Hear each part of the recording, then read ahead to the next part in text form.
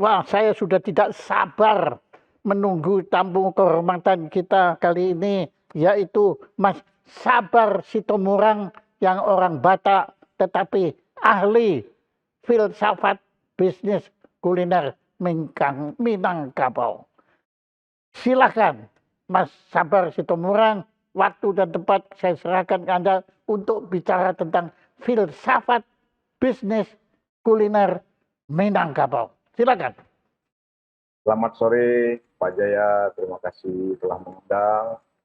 Terima kasih juga kehadiran teman-teman semua yang di Zoom pada sore hari.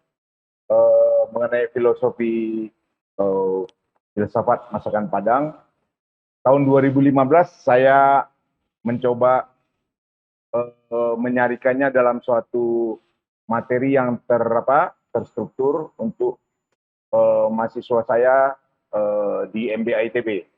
Jadi saya menyebutnya filosofi masakan Padang.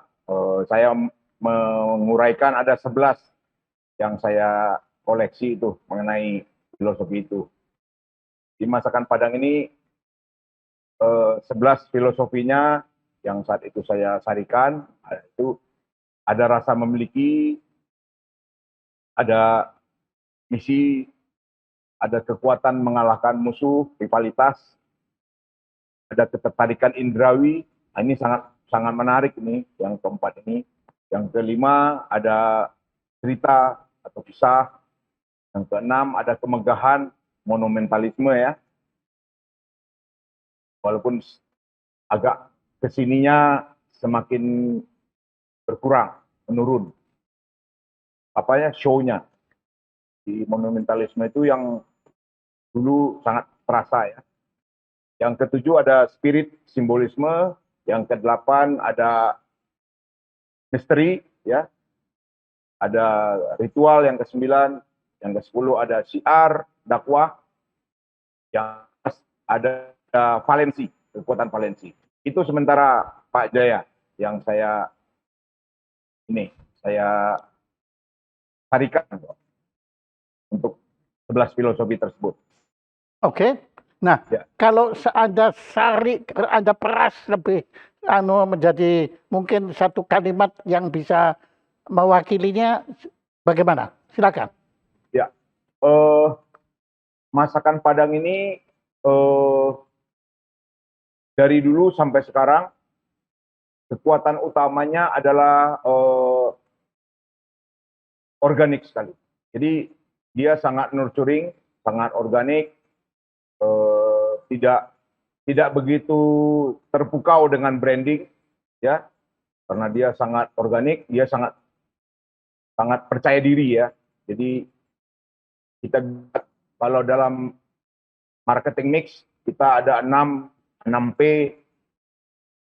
play, price, people, period, promotion, ya, yang ada 6 itu place-nya. Masakan Padang ini dalam berbisnis, saking percaya dirinya dia tidak terlalu tergoda dengan menyebarkan titik-titik bisnisnya ke tempat-tempat yang bisa dibilang sangat kontemporer gitu.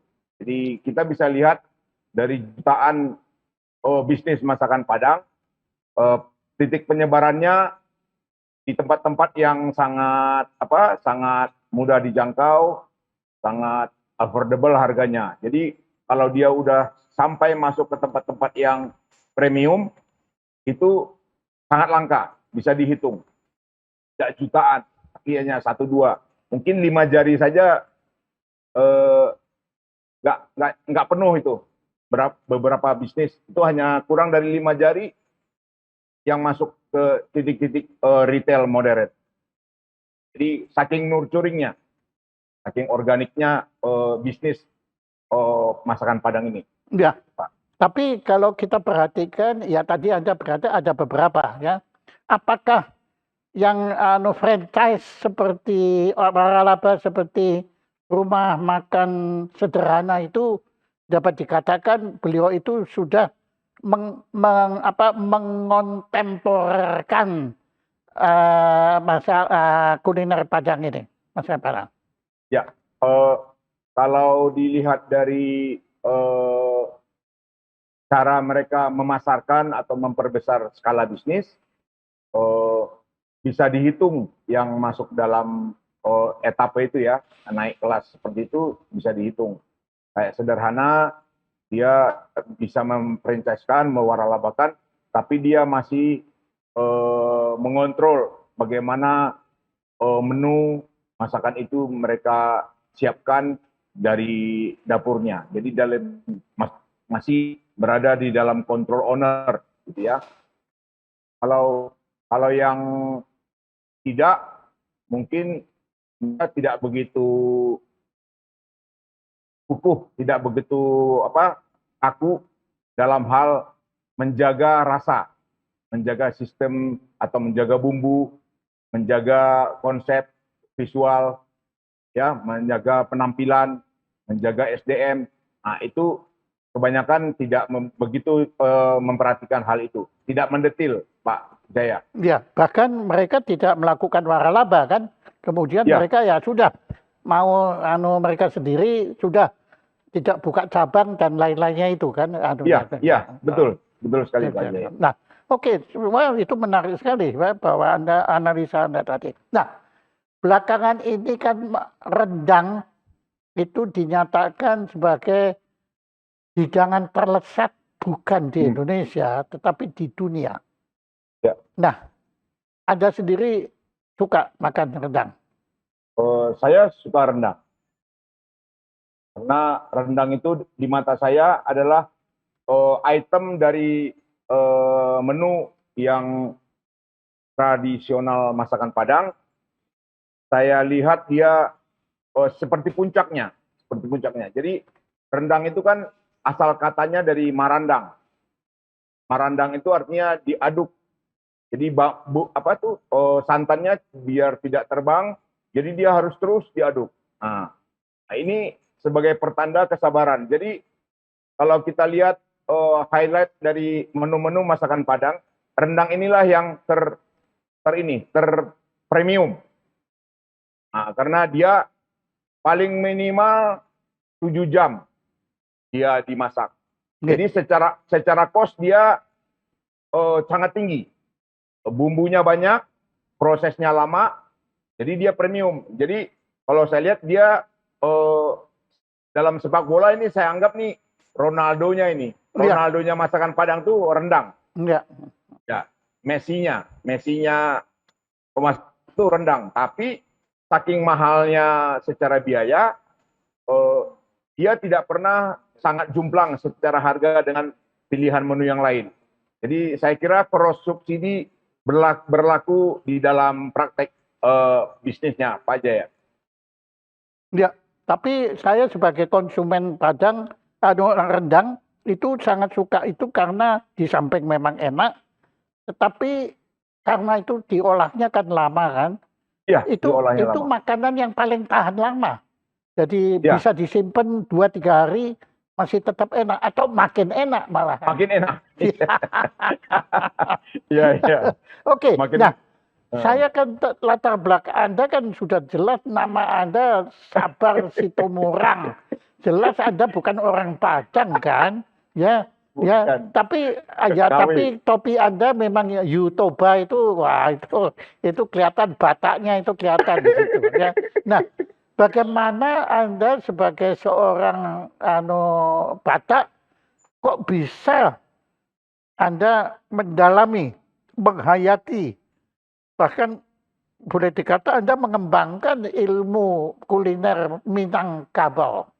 Ya, saya dari lahir, saya di Riau, saya sangat dekat sekali dengan kultur dan masyarakat Minangkabau. Jadi banyak bilang saya itu setengah Padang. Jadi, saya sangat sering berbahasa Minang. Saya bisa berbahasa Minang. Dari kecil dari SD saya banyak beraktivitas dengan teman-teman saya, saudara saya dari Minangkabau. Apakah itu rumah makannya, saya selalu mensuplai banyak perkakas untuk rumah makan Padang. Jadi handmade, saya buat sendiri. Wah, hebat. Jadi sendok masakan Padang yang sekarang itu yang otentiknya itu dari tempurung, Pak. Tempurung ada tangkainya, diikat sama kawat dan dihaluskan sama pakai amplas, ya.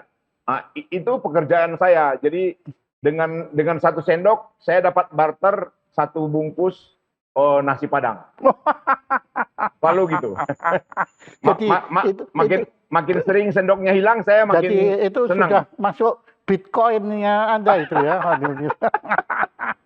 Luar biasa, hebat Anda, menarik sekali. Nah, maaf Mas hari ini memang kita waktunya agak terbatas karena saya Ya. waktu akan pergi ke tempat acara lain. Nah, cuma Ya. begini. Ya. Ada satu yang menarik pada Anda.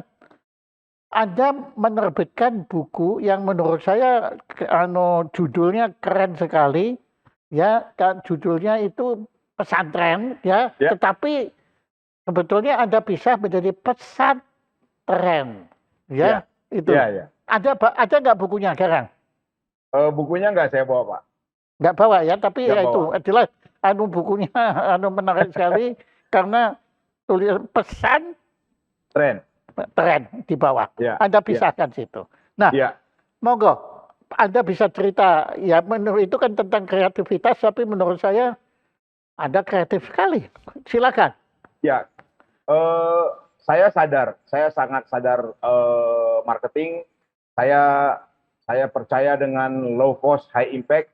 Jadi dalam berbisnis retail 25 tahun di mall-mall premium Jakarta dan Bandung, Surabaya, Makassar, saya sadar bahwa kekuatan produk itu harus, ya, kekuatan produk harus berangkatnya dari kekuatan produk, dan itu dicapai dari sebelumnya saya tahu berempati sama pasar.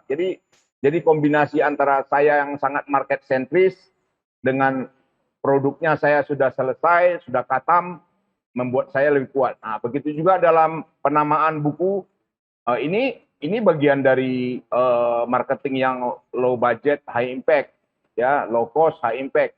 Jadi banyak cara-cara membuat kita disukai oleh pasar. Jadi dari judul saja sudah penasaran, seksi, multitafsir, itu tradisi saya. Jadi produk saya banyak sekali begitu. Kalau Pak Jaya dulu pernah ke toko saya di Senayan City, di Pondok Indah Mall 2, atau di Mall Taman Anggrek, barang-barang saya itu sangat multitafsir, sangat kurang ajar, nakal, dan banyak bermain wilayah-wilayah yang di perbatasan antara bahaya dan Tolong tidak bahaya. Anda sebutkan nama toko Anda itu apa supaya kita semua nanti kalau ke Senayan City bisa berkunjung ke sana. Silakan. Oh ya, tokonya Rockets Indonesia. Itu tokonya terakhir, toko saya setelah 25 tahun berbisnis, terakhir tahun 2017, Pak Jaya. Jadi saya sudah 5 tahun tidak ada lagi di Pondok Indah Mall 2, tidak ada lagi di Senayan City, tidak ada di Mall Taman Anggrek. Jadi selama 5 tahun saya banyak mengajar di ITB dan di beberapa kampus, kementerian, Bekraf. Saya gunakan itu sebagai saat hibernasi. Saya saat hibernasi. Nah, apakah Anda ada rencana bangkit lagi, bangun lagi dari hibernasi itu? Ya, saya sangat pengen untuk comeback karena masih banyak praktek-praktek saya yang selama 25 tahun itu belum di-copy, belum diimitasi oleh pelaku-pelaku bisnis yang sekarang. Oke. Gitu. Nah, Ya. itu roket Anda, coba tolong ceritakan proyek roket Anda itu. Ya. Kok Anda ini kok seperti Presiden Jokowi suka meroket gitu.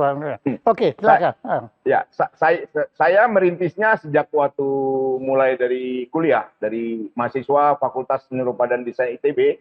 Saya sudah berbisnis retail, saya perlu tambahan uang, jadi saya mencari apa yang bisa saya bikin untuk mendapatkan pendapatan suatu mahasiswa. Saya buatlah barang-barang souvenir, merchandise ITB. Setelah merchandise ITB, saya bergerak ke merchandise kampus Unpad. Bergerak lagi saya membuat merchandise kampus Unpar. bergerak keluar Jawa Barat, saya masuk ke UGM Bulak Sumur, saya ekspansi ke UNS ke kampus jalan apa? Jalan kampus di UNS itu di dalam kampus sih, Sutami ya, Jalan Dr. Sutami. Nah, berkembang lagi saya ke IPB Bogor, terakhir saya ekspansi Jakarta, kampus UI. Jadi Rockets itu awalnya saya berbisnis barang memorabilia Pak Jaya. Memorabilia itu barang-barang memorable, barang-barang yang bisa mengingatkan seseorang pada suatu event, pada suatu kejadian, satu tokoh gitu ya. Jadi memorable good, barang-barang yang memorable. Nah, prinsip memorable ini saya pakai sampai hari ini, Pak. Bagaimana buku saya yang sekarang pesantren, saya pengen itu tetap memorable. Dari judul saja sudah memorable. Mungkin tidak gampang untuk dilupakan. Iya. Ya. Iya. Ya, buktinya saya sekali tangkap sudah nyantol Ya, di sini. Betul, betul. Sudah betul. toksik di otak saya itu. Ya. Hebat sekali. Anda kreatif sekali. Jadi Anda saya nilai sebagai seorang yang kreativitasnya itu mengalir tanpa henti. Ya, saya kira masih banyak karya-karya Anda. Nah, apalagi yang menurut Anda perlu kita ketahui tentang diri Anda dalam waktu singkat ini, karena bentar lagi terpaksa kita mengakhiri acara yang sementara ini, tapi saya yakin di masa mendatang kita akan lanjut. Silakan. Ya. Apa yang kita belum omongkan menurut Anda perlu kita ketahui mengenai Anda? Ya, saya sangat concern dengan praktek bisnis, terlebih untuk generasi milenial. Orang bilang sebagai generasi stroberi, ya, generasi yang sangat ringkih, ya. Jadi istilahnya ingin cepat, instan, mendapatkan hasil, ingin cepat besar. Nah, saya sejak awal sampai hari ini sangat memegang prinsip happynomics, Pak Jaya, happynomics. Jadi berbisnis mengglorifikasi kegembiraan. Jadi tidak cuek sama cash flow, tapi tidak mengabaikan kegembiraan. Happiness buat saya di dalam berbisnis menjadi kombinasi yang sangat menarik, ya. Jadi tidak anti uang, tidak anti modal, tapi modal cash flow mesti sehat, tapi happiness dalam berbisnis mesti tetap menjadi dirayakan. Nah, itu yang saya coba sampai hari ini praktekkan. Ya, kalau kita lihat orang sekarang selalu berorientasi pada hasil secara cepat, seperti main sprint. Nah, kalau happynomics, kita berbisnis dengan tipikal maratoner sebagai pemaraton. Enggak, ya, gitu. Ya, tapi saya membaca tulisan-tulisan Anda, bagaimana Anda menganalisa bisnis orang lain, terutama UMKM yang saya perhatikan. Ya. Menurut saya Anda bagus sekali cara Anda menganalisa itu, bagus sekali, baik bagi yang Anda analisa, tapi juga Anda memberikan kita inspirasi mengenai betapa luasnya kemungkinan di dalam dunia marketing ini. Iya, Pak. Nah, itu betul, saya Pak, sangat mengagumi kemampuan Anda itu. Apakah Anda sadari itu? Ya, saya mendapatkan kekuatan itu sangat panjang ininya, buahnya, bukan hasil yang sekejap seperti membalikan tangan. Saya mendapatkannya dari sejak dulu. Jadi saya banyak mengikuti cara berbisnis orang-orang yang sudah terbukti menjadi menjadi contoh yang baik. Misalnya bergaul dengan orang Tionghoa, saya deketi, saya memilih tinggal bersama populasi komunitas masyarakat Tionghoa banyak di apartemen Taman Anggrek, Pak. Saya sangat banyak berkenalan, bergaul dengan teman-teman dari Minangkabau. Itu kan kedua-duanya ini sangat fasih dalam berbisnis. Nah, sebagai orang Batak, saya kurang kurang memiliki komunitas yang seperti yang dimiliki kemampuannya di teman-teman saudara saya Tionghoa sama Minangkabau, Pak. Oh, saya bilang Pak, menurut saya pengusaha yang pada saat ini saya paling kagumi itu bukannya orang Tionghoa atau orang India atau orang Arab, tapi orang Batak, yaitu Luhut Binsar Panjaitan. Wah, itu hebat, beliau hebat sekali. Saya kenal beliau cukup lama dulu, padahal dulu dia bukan bisnismen ya, anunya, tapi kemudian setelah masa Gus Dur itu entah bagaimana beliau kemudian mampu mengembangkan jaringan bisnis yang dahsyat sekali. Jadi saya kira Anda harus juga banyak belajar dari orang Batak. Gitu.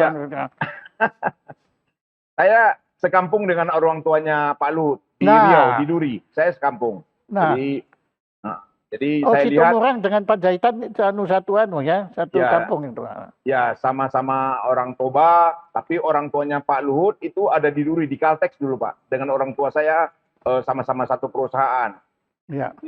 Nah, jadi saya lihat kuncinya dari seorang figur Pak Luhut yang dahsyat adalah beliau sangat pluralis, bergaul dengan semua kalangan tanpa border. Itu kunci orang-orang yang punya peluang sukses di dalam bersosial, di dalam bidang apapun.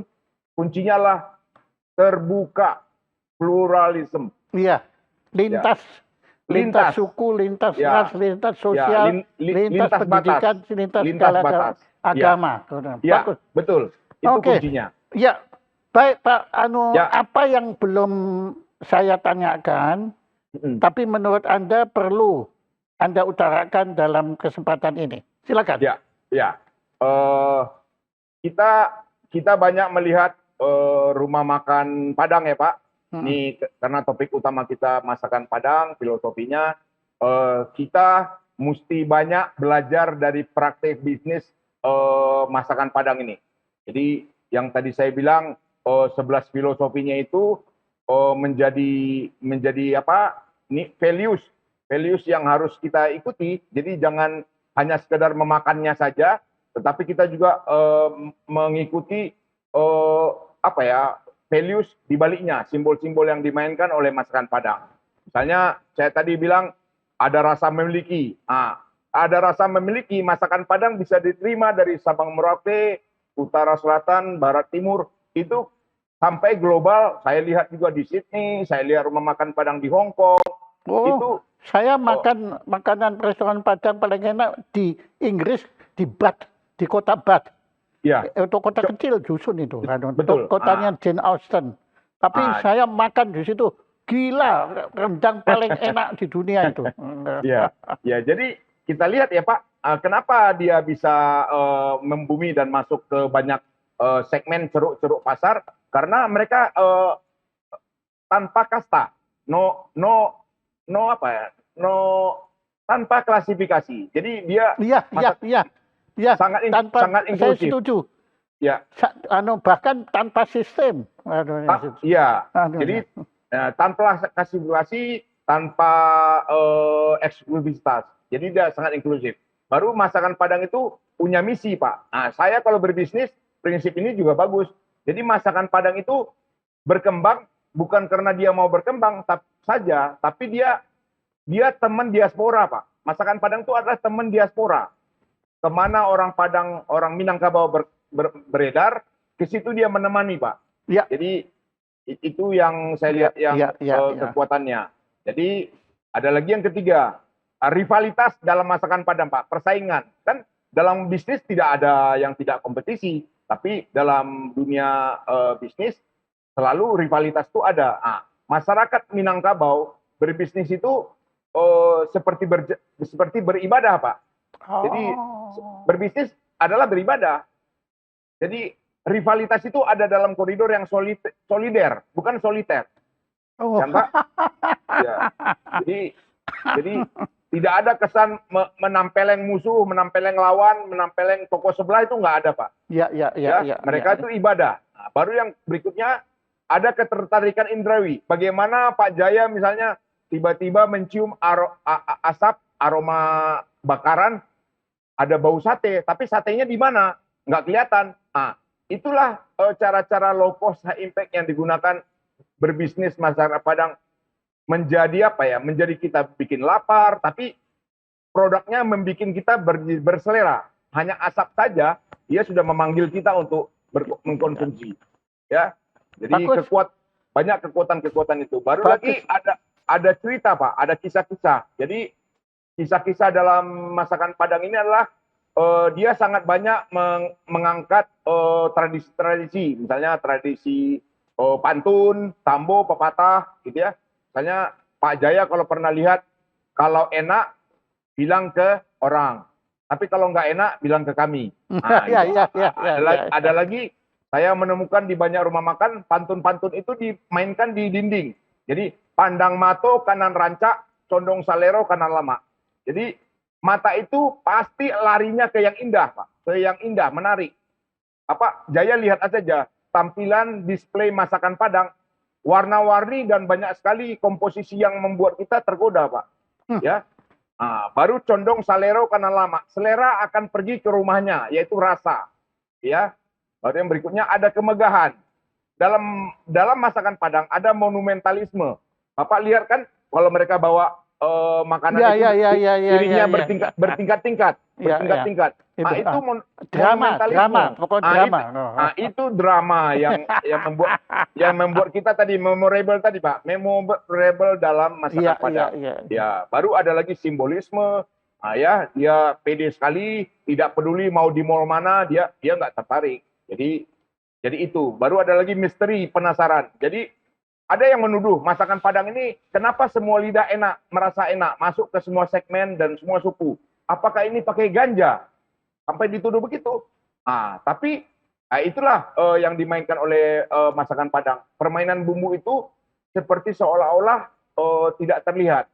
Jadi saingan masakan Padang yang sangat organik dan penuh bumbu adalah fast food. Jadi masakan Padang itu slow food.